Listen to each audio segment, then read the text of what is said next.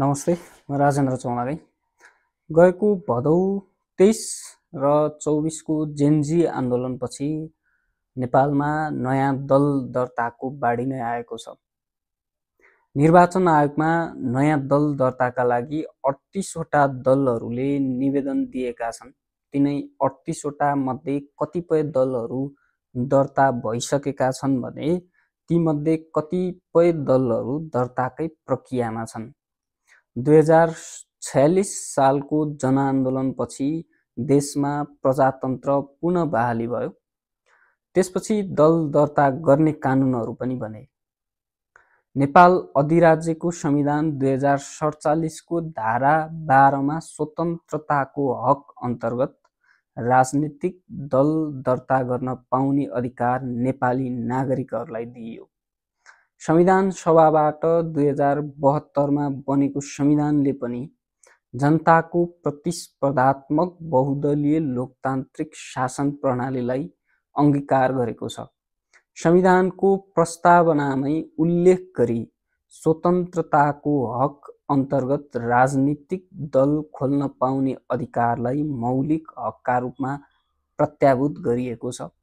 त्यसकारण पनि अहिले जोकै नेपाली नागरिकले दल दर्ता गर्न पाउनेछन्।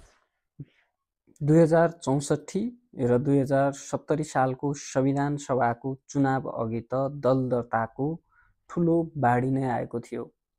त्यस्तै गत भदौ 23 र 24 को जेनजी आन्दोलनको सफलताले फागुन 21 गतेको प्रतिनिधि सभा सदस्यको निर्वाचनका लागि फेरि दल दर्ता गर्नेहरूको होडबाजी नै चलेको अवस्था छ। तत्कालीन विद्रोही माओवादी शान्ति प्रक्रिया हुँदै संसदीय राजनीतिमा आएपछि दल दर्ता गर्ने संख्या बढेको थियो। 2064 सालसम्ममा नेपालमा जम्मा 85 वटा दलहरू दर्ता भएका थिए भने 2070 सालसम्ममा 133 वटा दल पुगेका थिए।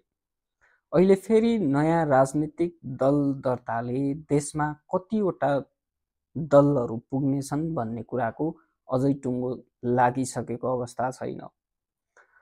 नयाँ दलहरू दर्ता हुनुको कारणहरू चाहिँ विद्यमान दलप्रति असन्तुष्टि हुनु, वैचारिक तथा नीतिगत भिन्नताले, अथवा नयाँ नेतृत्व वा वैकल्पिक शक्तिको निर्माणको चाहना गर्नु, या चुनावी अवसर, पार्टी विभाजन, लोकतान्त्रिक अधिकार अथवा होडबाजीको लहीमा पनि नयाँ पार्टीको जन्म हुने गरेको छ।